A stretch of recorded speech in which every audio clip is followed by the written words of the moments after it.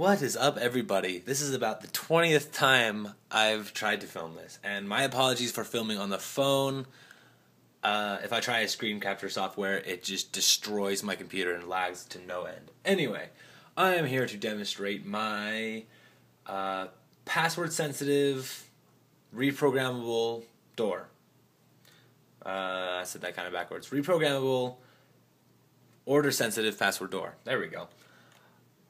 It is a little bit different than most of the ones you've probably seen. First of all, because it has a lock feature. Second of all, because it's reprogrammable.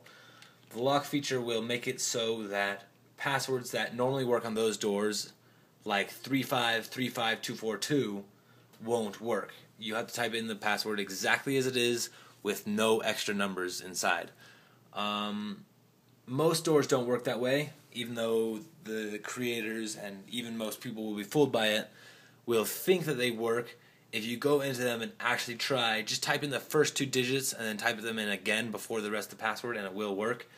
Or even like the middle digits, like for example, it's 35242. If you did 35245242, it will still work. It's kind of not really something you notice or test, but I did figure that out with some of mine and it did bother me, so I had to figure out a way around it.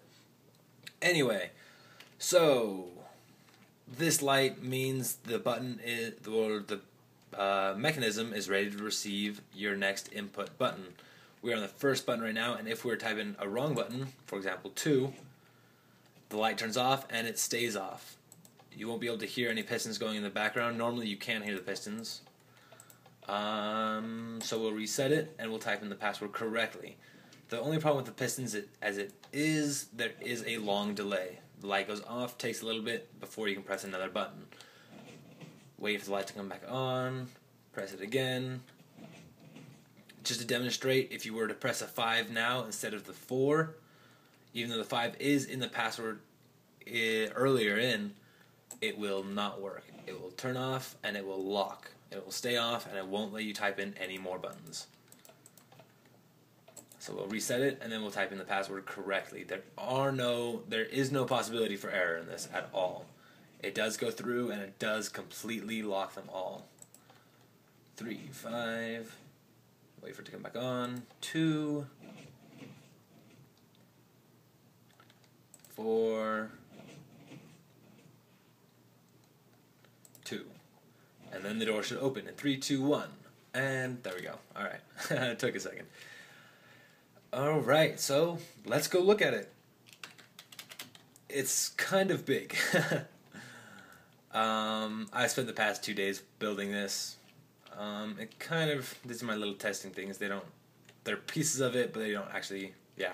Anyway, all of this is above ground. The only part that goes underground is when I'm opening the doors. So the rest of it is above ground, so you can see this is actually how tall it is. The way it works, we kind of have to work backwards to understand it. Over here is a shift register, which I had to not steal. I'll give them credit. I just can't remember their name at the moment. I got the idea from somebody else. I changed it a little bit and extended it so that it works for what I'm doing.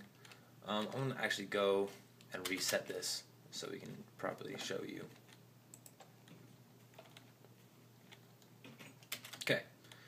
So right now, as you can see, all of these lights on the side are on, except for the first one. That means we're waiting for the first input. So we're waiting for the number 3.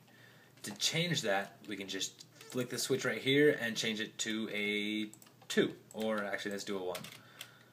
And we can actually change the password to whatever we want. I'll show you that right now. So let's do 1. These don't have things, but the numbers are backwards. 1, 2, 3, 4, 5. So let's do 1, 4, 3, 3 again, and 5. So now our new password is, whoop, I forgot it. 1, 2, wait, no, 1, 4, 3, 3, 5. All right, 1, 4, 3, 3, 5. So we'll go back and we'll test it out.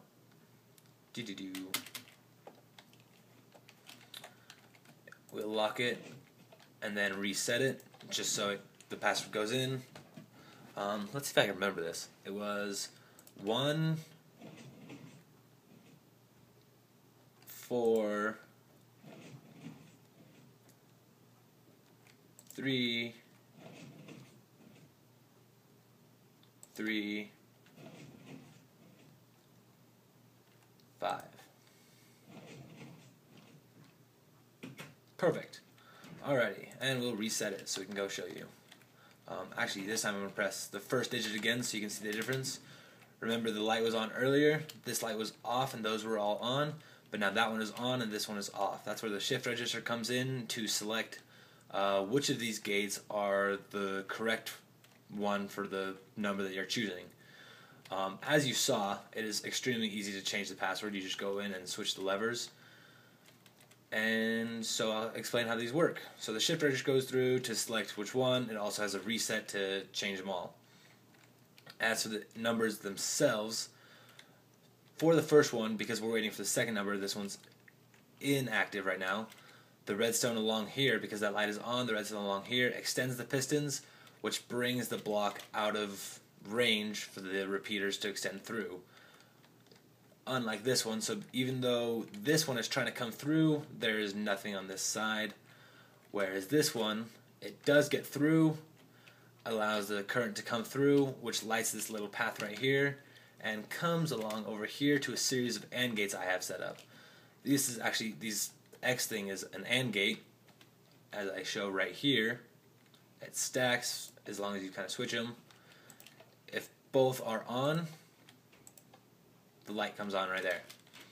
And so these are the 5 right here stacked up. If any of these come on, which will only work if you press the corresponding key to the path underneath, it will connect to the AND gate, send that on, the current comes through, goes along the shift register, and rotates it to the next number, which waits for your input. Once you've done them all, the shift register continues to here, and that current goes along to the end, which opens the door. That's basically it. The beginning, the lock mechanism that I have set up, as you press the input, the current goes through and hits these pistons, so it continues through. It also, at the same time, comes through here. Whoops, sorry about that. It comes through here, goes back up, and it turns the pistons off, which basically takes the blocks away from here, which cuts the current, so you cannot press any more keys until it's done all of its calculations over there and come back to let you open it again. That is pretty much it. If you have any questions, comments, whatever,